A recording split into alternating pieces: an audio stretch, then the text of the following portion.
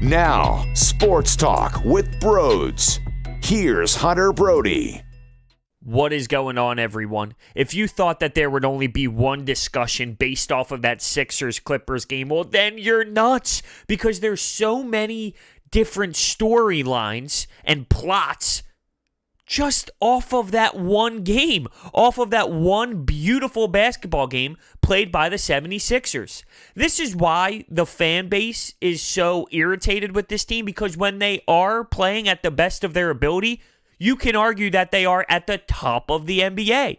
But it's not a consistent thing, and that's where the issue comes. They can't do this on the road. They don't feel like competing some nights. And that's why the fans are really frustrated with this team, because they see it. They see the unbelievable games. They see beating the Clippers at home. They see beating Boston 3 or 4 times. They watch it happen. And then when they don't feel like playing their best, or if they don't feel like doing anything, it's hideous.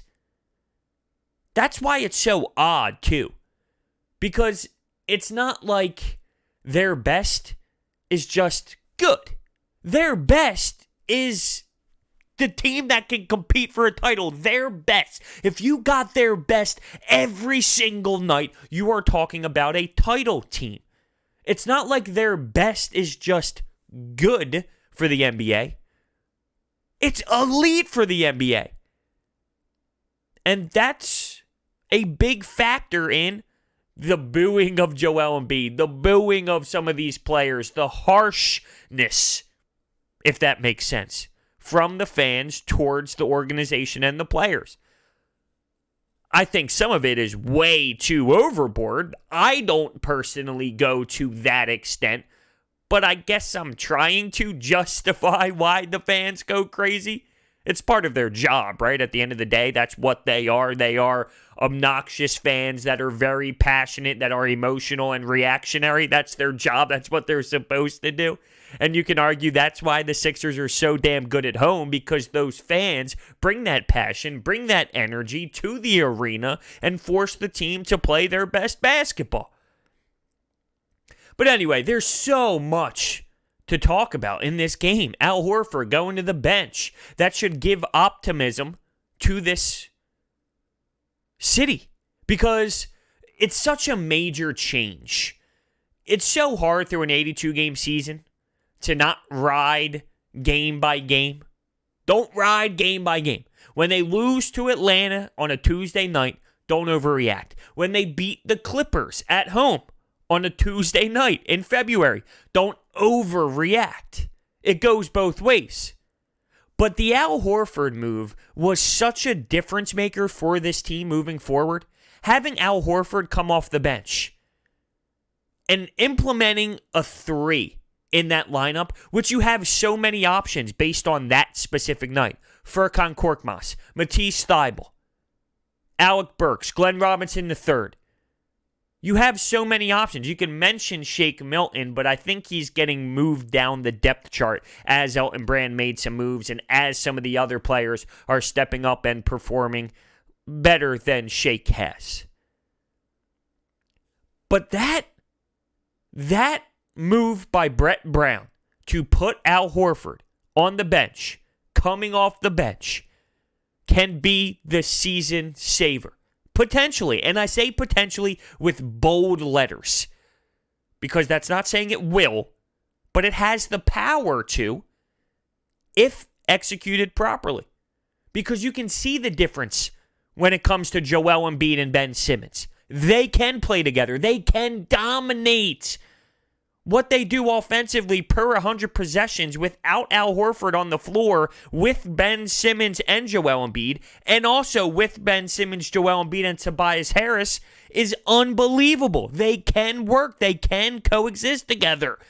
Joel Embiid, 26 points, 9 rebounds, a couple blocks, a huge moment late in the game on Marcus Morris. And I'm not just talking about the fight, but I'm talking about the block. And Ben Simmons, we can argue that that was the best game he has had. I've watched him now do this against the Clippers. I've seen him do this against the Lakers. I've seen him do this against good teams in this league. Coming into the year, It hasn't been to this degree. I've seen Ben this season go up against better talent and have these type of games more this season than ever before in his career. So I'm saying that towards the people that believe Ben Simmons did not grow as a player offensively. He even knocked down a jumper, a little 1-foot jumper. You saw it. You watched it happen. And actually, pregame, I saw him knock down 8 straight three-pointers. It was, I believe it might even been more than that, but that was what was caught on footage. Here's the thing. What Ben did, that was special. And you can see the talent that he has. You can see that he can be a dominating force in this league. Who was the best player on the floor in that game? I could argue it's Ben Simmons. Ben Simmons could have possibly been the best player on the floor. Kawhi Leonard was on the floor. Paul George was on the floor. Let that sink in. You can be irritated with Ben. Actually, it makes sense some nights. But please, tell me that you watched that game and realized that this kid is special. And realistically, it shouldn't have taken that game. You should have known it before. But what he does on the floor is insane. It controls games. And he plays 43 minutes. I mean, he plays 43 minutes. He's got a motor on him. I praise the hell out of him because it's something that has to be noticed. Does he ever get tired? He's defending at an elite level too, so it's not like he's just putting up 26, 12, and 10. He's defending at a high rate, and he's never tired. Come on. Appreciate him. Now, there's way more to talk about when it comes to this game, but before we do, we need to hear a word from my sponsor, SeatGeek. If you are looking to buy tickets for an NBA game, a Sixers game, an NHL game, or any other game out there, even a concert, use SeatGeek. And if you use the promo code BROADS at SeatGeek's checkout page, you will receive $20 off of your total purchase, which is a no-brainer. So make sure you use the promo code BROADS today. I was questioning Brett Brown and this decision to put Al on the bench. I'm split and I'm torn because one side, he made the adjustment and he did put Al Horford on the bench. The other side, it took him a long time to do it. But I think I will defend Brett in this situation because it's so easy to just say, well, I knew by game 20 this wasn't going to work. I knew by game 25 you could see the spacing. You can see this. That's not how it works in reality, though, because you're talking about an NBA player who has started every game since he's been a rookie, who got paid big bucks to come here, and who is so respected. This isn't AAU basketball where you sit little Jimmy because he's better off the bench. Like, this is professional sports. It's different when players are involved who have been in the league for years, who has had plenty of success. It's a different conversation, and it's a different level of respect. I get why it took so long, but it might have taken a little too long. Like, you don't just give up after 25 games and say, well, this is just not going to work. Let's just throw him off the bench. No, you work with it. You try different looks. You try different schemes. You try different things until you realize either, okay, this will be a factor, this will be effective, or, listen, I tried everything, it's not working out, Al, we got to do something different. And that's the route Brett went, and to be honest with you, that is the right route. But I am excited, though, that they seem to figure it out and say, all right, what we thought was going to happen did not happen, but it's not the world is ending. It's not as if this team is doomed forever now, because this opens up a new door. This opens up so many different possibilities. And then you have Josh Richardson in the mix as well, and I think he's the leader of this team. That doesn't mean it's a bad thing that Josh Richardson's a leader. I would love it to be Ben Simmons or Joel Embiid. But when I hear the news that Josh Richardson is the guy who is calling a team-only meeting and he's the guy that's being very vocal, I'm not saying Joel isn't. I'm not saying Ben isn't, because I think they do have a presence when it comes to being a leader. But I think it's Josh Richardson. Of all people, I believe he's the one who's keeping this glue together. He's the glue guy. And that's just so odd, because he was the last person coming into this season that I would have expected to be it. But there's something to be said about the way that he handled that situation, that ugly spot that the Sixers were in, for him to be the guy who wasn't even playing because he was injured, for him to step up, bring everyone together, hold everyone accountable, have a meeting. That's important to me. And I look at Josh Richardson in a totally different way, especially after coming off of that game where he has an insane fourth quarter and drops 17 points. He was great, and he was great defending too. Now you're seeing him healthy, and it's almost as if it's refreshing.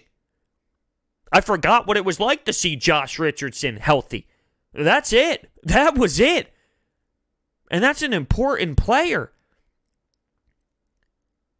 I wanted him to find a way to come off the bench, but I don't think that that's possible. Well, definitely not without Horford being the guy coming off the bench now. This was prior to Al getting switched. I wanted him to be that six-man like a Lou Will type of player. But if we go with the Al Horford approach, by all means. When it comes to the three, it's possible that Glen Robinson III might be the guy. And I would have never imagined that. When you look at this rotation, though, if it is, just say it is. And I hate to fast forward to playoffs, but just say it. Ben Simmons, Josh Richardson, Glen Robinson III, Tobias Harris, Joel Embiid.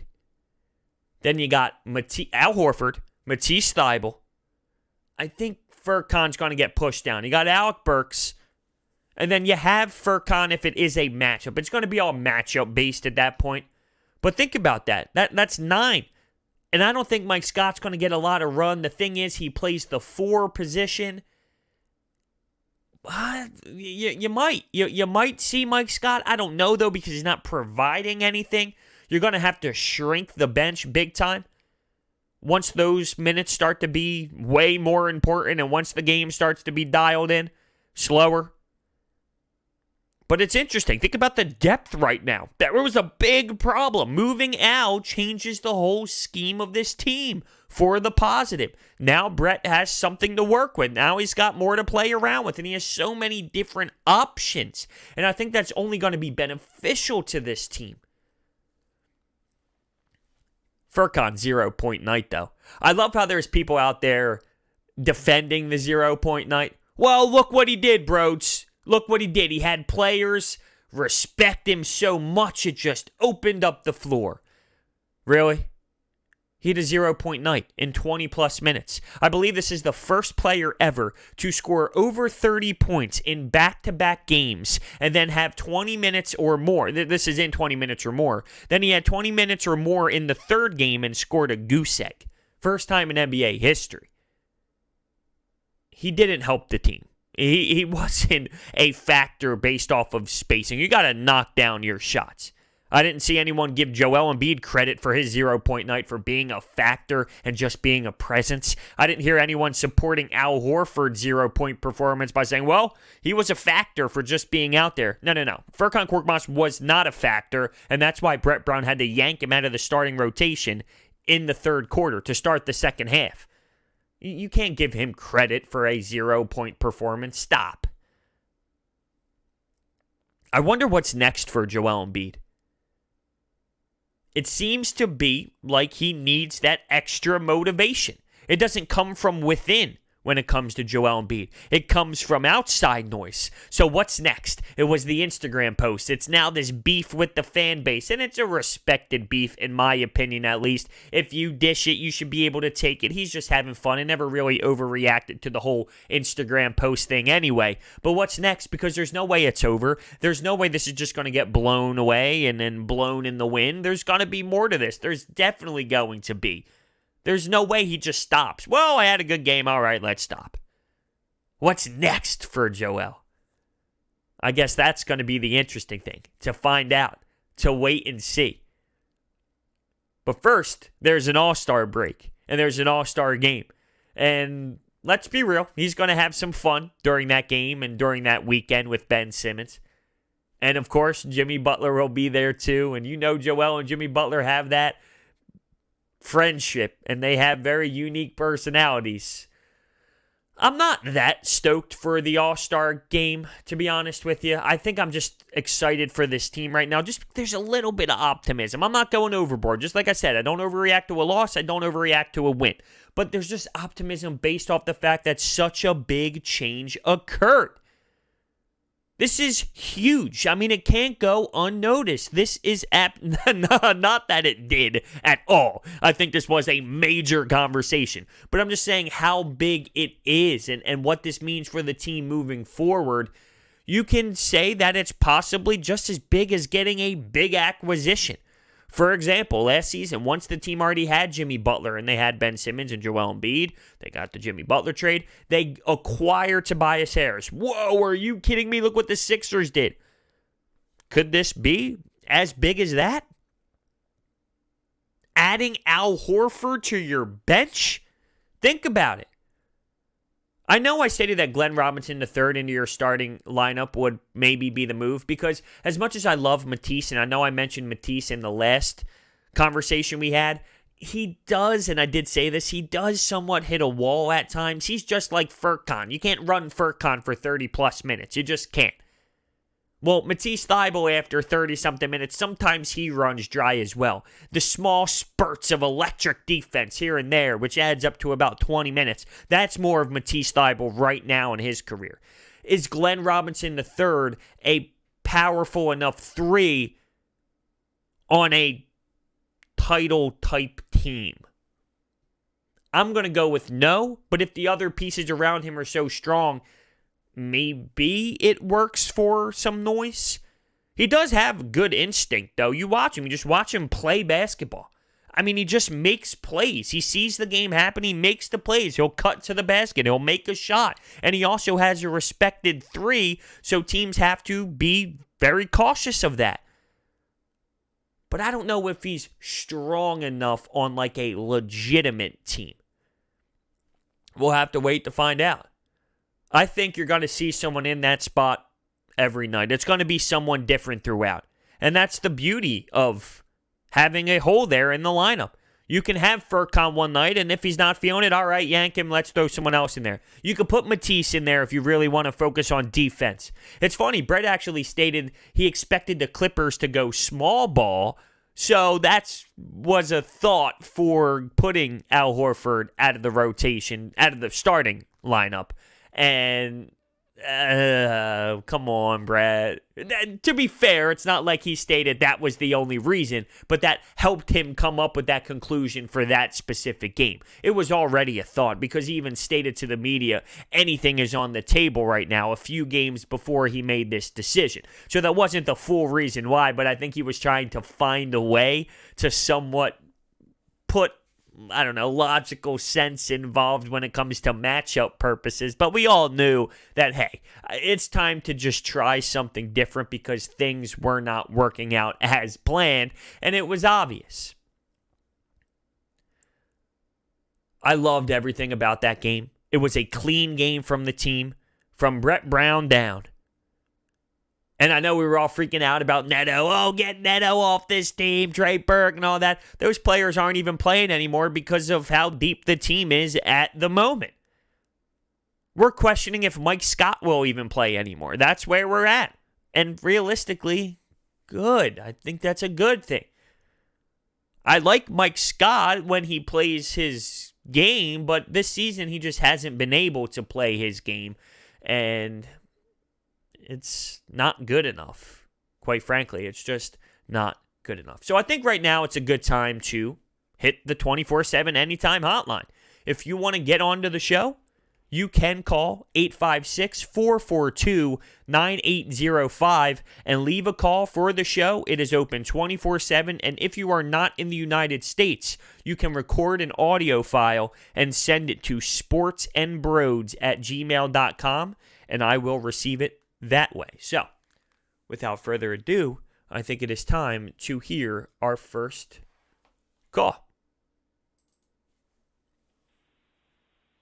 Bros, was good? It's your boy RB Swish, man. And all I can say is hallelujah. Hallelujah. It took him 55 games the first half of the season, but Brett Brown has finally gotten out of his own head. He made an adjustment. He put Al on the bench, and look at what happened. The spacing was better. The guys were engaged up and down all night. People really got mad at Ben Simmons for calling this team soft, but then they went out and defended Joel Embiid. It's unbelievable, man. What Ben Simmons is doing right now as a 23-year-old is incredible. He's continually gotten better, and no one will acknowledge it just because he hasn't shot the ball. Once he starts shooting the ball, I'm telling you, this guy will probably be the best player in the NBA one day. Ben Simmons is unbelievable. He will be the guy to lead this team to the NBA Finals, whether or not Joe's at his side. And I think we need a better head coach to put it all together and really get this team to that next level, that championship level. Brett Brown is not the guy to do it, but Ben Simmons is the guy to lead this team. He is unbelievable. I appreciate you, bros. Thank you very much. Now, I'm all for that Ben Simmons love. You don't have to sell me on how good Ben Simmons is. It's funny, I actually have one buddy, shout out Mikey Greenfield if you are listening, who loves Ben Simmons so much just like me, but he won't point out the flaws, and he never gets frustrated. He believes he doesn't need to shoot.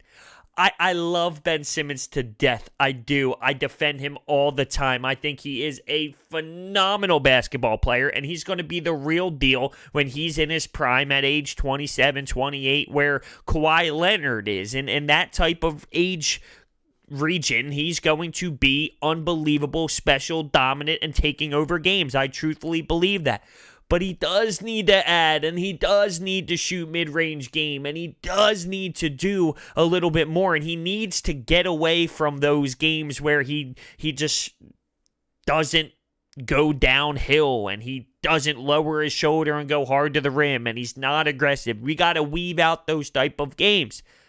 And once again, I love the guy. You don't have to sell me on everything he does. Look at what he's doing this season, all right? It's remarkable. But there still needs to be an addition. It has to come eventually. It has to come eventually. With that being said, though, I love his game. I love everything he brings to the table. And when he is willing, he's unstoppable. What's going on, Hunter? I'm a big fan of your show, and I'm just calling to talk about Al Horford being benched. I think we all know Brett Brown's not too good of a coach, and we've all been upset with him over the year. But I'm very happy with that move, and I feel that they should keep doing that. Even if they don't run Korkmaz there instead of Al, they should run Matisse. What do you think of that? Thank you. See you later, man. First, saying Al Horford was benched is such a brutal way to say it, and I'm not picking on you. In general, I've heard that a lot, and hell, I might have even said it over the last couple days. Benched, he's benched, yet he's playing 28 minutes a night, the same amount of time as Joel Embiid. It's just a harsh way to say it. He's coming off the bench. He's more or less, I guess you can argue, your sixth man. So it's just funny because I've been hearing it all day long, and I heard it yesterday. And like I said, it probably came out of my mouth as well. And when you mentioned Brett Brown, I don't think he's a horrible coach. If you've been listening to this podcast or this YouTube channel for quite some time, you know I'm not to the point of saying Brett Brown is this awful coach. He's the worst. Get him out of here. I think there was a time where I might have pulled the trigger, specifically right after that Miami Heat game, and he has his flaws. I don't think he's like this worst coach ever, though. When it comes to this team, a new voice at some point might be what is needed, and only time will tell. That's more of an off-season move anyway. Now, to your last point, Matisse Thybulle. I think he has tremendous skills. He's one of the best defenders I've ever seen coming into the NBA as a rookie. His hands are so quick. His IQ and his recovery, it's mesmerizing to watch. I really do admire it. I just don't know if he's at the point in his career where he can start. Unless it's a thing where it's technically a start, but he doesn't play all those minutes. So if it's a start, but he's giving you 20 minutes a night, and then Glen Robinson's giving you the other, and then Furkan's giving you 8 minutes, like things like that where it's somewhat spread around, but he technically gets the start, well, maybe that's more what I see potentially happening. But as a whole, if you're telling me starter minutes, 35, 38, I don't know if he's at that spot yet. But maybe in the playoffs, if the matchup is right, you do get something like that. Or Glen Robinson gets something like that, and Matisse is the guy. But right now, I guess I'm leaning towards Glen Robinson III being the guy just based off of what I've seen so far. Hey, bros. It's Jerry from Williamsport, PA. Just, watching the game last night, I kind of realized, maybe the problem with Embiid and Brett Brown doesn't really set up a lot of plays for them. I remember 2 times last night where Joel Embiid came down and set 2 low post screens for Simmons, which got him a foul call and got him easy 2 points. I just think maybe they need to set up more plays for him and keep running them. And sometimes it doesn't even look like Joel knows how to set a screen. He doesn't actually stay there to set the screen. He kind of runs away from it. I don't know. Maybe they just need more practice. Because I don't ever see too many screens with Joel Embiid actually setting a good screen. I don't know. Tell me what you think. Bye. Joel Embiid does a lot of things not proper. For example, I don't think he still knows how to even post up when it comes to his hips. He's not properly doing it. That just comes with not playing basketball for a long time and getting thrown into the NBA after learning the sport of basketball at 15 years old? Now, when it comes to Brett Brown calling plays, you actually saw more pick and roll than ever before in this basketball game against the Clippers. They actually had 34 pick and rolls where they averaged 14, and you saw more with Joel Embiid and Ben Simmons. This is the thing. There's so much more space to operate now. So you're going to have more times to run plays. And there was a time where Brett elected to say, guys, go out there and play the game. Let the game come to you. Do what's best. Let it happen. Go out there, run, and see what occurs. Then he realized that this team is better when it's coached. So he is starting to call more plays and develop more sets and things of that nature. Now because of the spacing and now because there's so much more open floor, it's totally starting all over again, and at this very moment, he's got way more space to work with and way more plays to develop. So, I don't know. To say Brett's not calling enough plays for Joel Embiid, who is the dominant big man where you put the ball down low and let him go to work, I don't know if that's fair or if that's justified. You feed your big man and you let him go to work, right? That's what you do. Ben Simmons, what do you do for Ben Simmons to draw up plays? I mean, you get him in space where he's able to drive the basket, but his best attribute is doing that on the fast break. I don't know if drawing up plays for these two players individually is really the problem with why they weren't going off or why they weren't able to execute or why they would have bad games. I think they were just playing bad and they didn't have as much space to operate with than they probably should have. Not so much not calling a play for Joel Embiid because he was taking plenty of shots. Because when you're that big and when you're that dominant, you put him on the low block, you give him the basketball, and you let him go to work, and then from there, it's on the players. Don't get me wrong. You can put people in better positions, but I don't think Ben Simmons and Joel Embiid were utilized wrong or not getting enough plays drawn up for them throughout the ugly stretch this season. If anything, the person who wasn't being utilized properly was Al Horford, and he was getting all these looks that didn't best suit him as a player. Hey, what's up, bros? This is Anwar from South Philly, and I'm a big fan of your show. I just want to say hard work does pay off, and congratulations with getting your feet wet with ESPN. And two things was bothering me this morning. I'm on my way to work, and I heard Nick Wright before I left, and he's talking about Philly beat a good team. Don't try to downplay it. Now the Clippers are a good team. What happened to them being a walking championship? He's a super hypocrite. I'm getting tired of him. But second thing is, why are we beating championship contender teams and laying eggs on the road?